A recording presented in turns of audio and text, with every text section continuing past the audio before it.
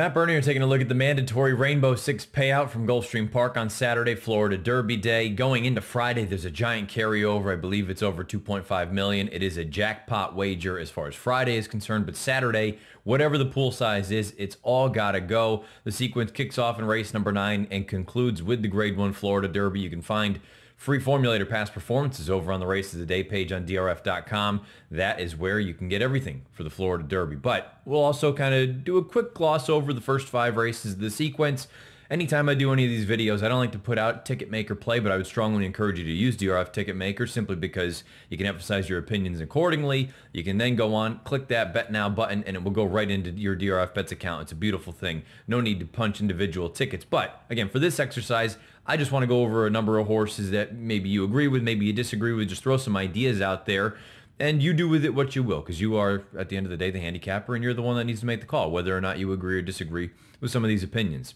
Kick things off with the 9th race. Normally, I hate the idea of a maiden special weight race with a number of horses that are lightly raced or inexperienced or first-time starters, whatever the case may be.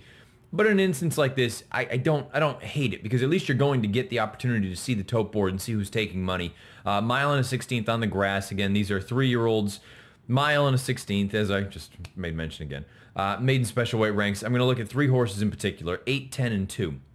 I think the 10 is the most likely of the horses that I would be looking at and probably leaning on as far as A's are concerned. And it's a first-time starter. Goes out for Chad Brown. Javier's got the mount. His name is Machine Learning. He's the son of Uncle Mo. They paid $200,000 for him.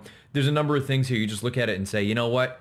The pedigree is suitable. He's a half to a horse called Altar Boy, who is a turf winner. But you just get to a certain point and you go, if Chad has a turf horse, Javier has the mount, there's enough here for me to think that there's going to be something here. He's 5-1 on the morning line. Mile and the 16th shouldn't be an issue from a distance standpoint. He's one I think you absolutely have to use if you're playing this sequence. But if you're looking for some alternatives and maybe some horses with a little bit more experience, how about the 8 Social Paranoia? He's the 3-1 morning line favorite. Goes out for Pletcher. Luis Saez has the mount here. Interesting to see that this one hasn't been seen since the end of September. So this is going to be his first start off of a considerable layoff.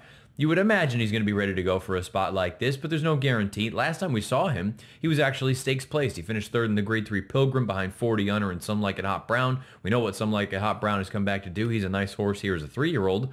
Social Paranoia, I can understand anyone that's a little bit leery about him off of such a long layoff, but it's Pletcher at Gulfstream off the bench. I think there's a lot to like about Social Paranoia. If you're looking for a sort of a deeper backup, whether it's a B or a C with your playing ticket maker, I just thought the 2 was a little bit interesting in here. Overbold goes out for Bill Mott. We know Mott's had an exceptional meeting down at Gulfstream this winter. John Velasquez rode this horse in each of the first 2 starts. Johnny V also rode Social Paranoia in 4 of his first 5 lifetime starts for Pletcher. I just find it a little bit peculiar, and I understand Luis Saez is probably going to be, or he's right there in the running for leading rider. But the fact that Johnny V stays with Overbold as opposed to Social Paranoia just made me think a little bit more. He's a $500,000 son of Uncle Mo as well. So that would be a horse I'd be using as a deeper backup. He's 15-1 on the morning line. 8, 10, and 2 are the horses that I'd be considering in a pretty interesting kickoff leg to this Rainbow Six on Saturday.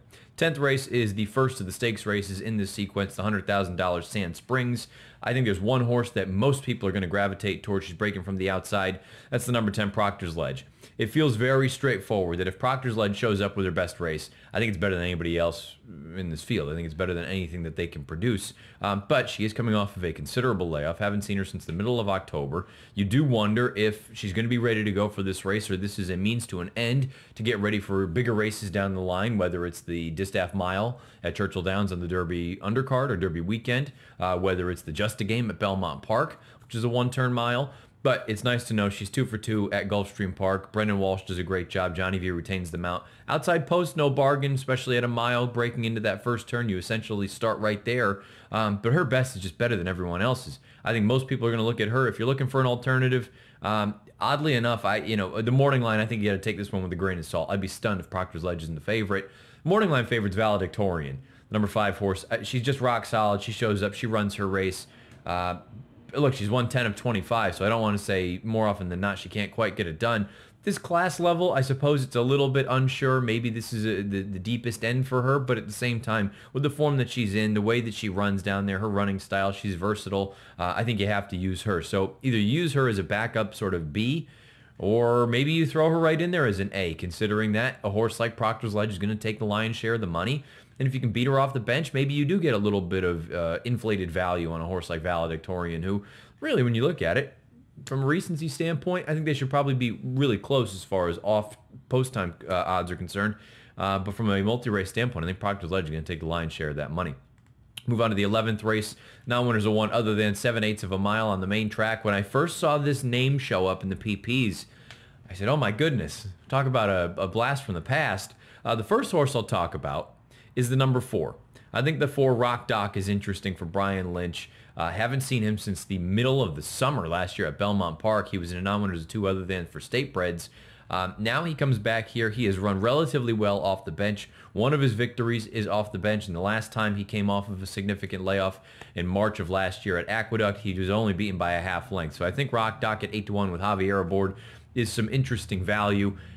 The name that I had to do a double take is the number 5, Restoring Hope. Restoring Hope, the horse, we haven't seen him since the Belmont Stakes. Cue the butt of the jokes. I picked him to win the Belmont Stakes at 37-1 for Bob Baffert.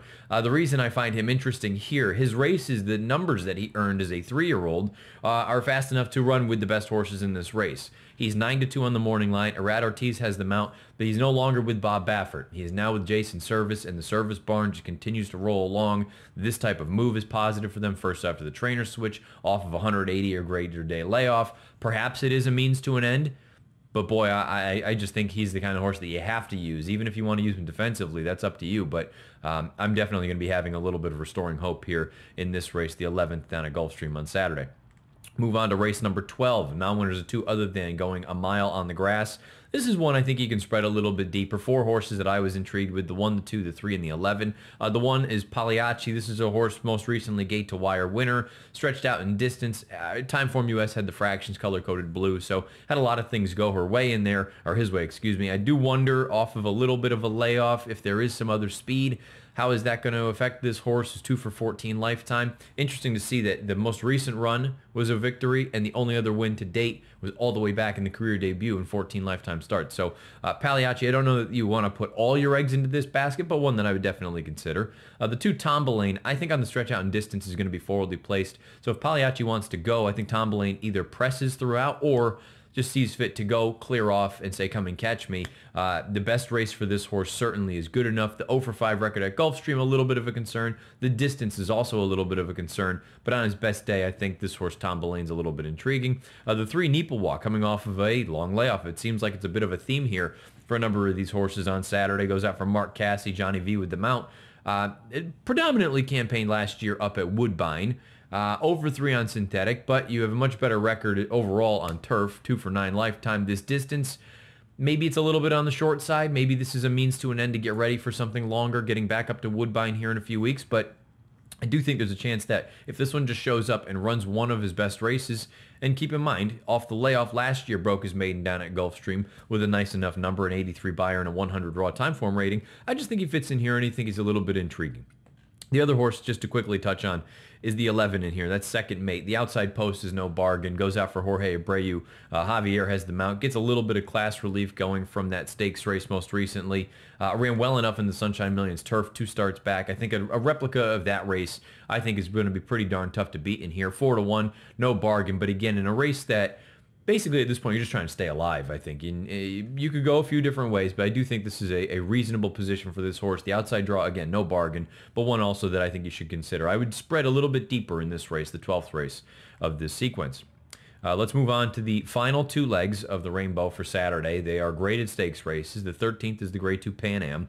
A mile and a half on the grass. I looked at the 1, the 2, and the 9, and I don't know that I would want to use much more than that. They're a little bit chalky, admittedly, though. The 1 focus group, I really feel like Chad found out what this horse's game is longer. And sure, he's been gone for quite some time, but I have to be honest, I don't think he's run a poor race in quite some time. Even that Canadian International, maybe it was a little bit subpar, but he's been put away since then. I think if he comes back and he's ready to go, he's a major threat in here. The 2 horse is Melmich. Now, Melmich came with a late bid when there was no pace most recently in the McDermott then you have to think if there was something signed on as far as speed is concerned, he probably would have gotten up there and threatened a horse like Zulu Alpha, who was out there and set a perfect trip throughout. Melmich, I expect him to take a step forward here. He's 6-1 on the line. I don't know that you're going to get that, though. I have a sneaky feeling he's going to get bet because everyone saw that beautiful late finish that he put in. And the 9 horse. I just think 9 is bigger picture, and he's just so rock solid. He shows up. He's 12 of 38 lifetime. Mike Maker knows a thing or two about placing these horses where they're supposed to be. Perhaps we're past the days of bigger picture being a threat in those big grade 1 races, but he can still certainly fit in races like this, the stamina tests, the races where, you know what, the class, it may be a grade 2 or grade 3 level, but he fits in here beautifully, and he's still got a little bit of turn of foot here as an 8-year-old gelding. I think bigger picture is another one you have to use in here. He's 6-1 on the morning line. And we get to the finale, the crown jewel of the entire championship meeting, the grade 1 Florida Derby. 3-year-olds, a mile and an eighth on the main track. To me, it would be a lone A situation. I think Hidden Scroll, you send him to the front, you're breaking from the inside, and you say, come and catch me. Perhaps someone will, who knows, but I just think the pace situation, it may be a fast pace, but I think he's going to be all by his lonesome out there. I think Hidden Scroll goes to the front and you say, come and catch me, and he wires this field. If I'm using anyone as a backup, it would be the 4 Bourbon War, who I do think maybe he is the horse long-term that you want coming out of this race. But having said that, I just do wonder if that pace situation is going to be a little bit too much for him to overcome with a good horse like Hidden Scroll out there dictating things on the front end. So again, big carryover in the Jackpot Rainbow 6 into Friday. If it all carries over, it's all got to go on Saturday. And if for some reason somebody hits it on Friday, you're going to have to push it out anyway on Saturday. And I'm sure there will be a nice pool anyway. But right now, plan on a big pool, a big thing that needs to be dispersed here. The Rainbow 6 20-cent base bet. You can kick it off with race number 9 on Saturday, Florida Derby Day. Scheduled post time 3:34 Eastern. Good luck.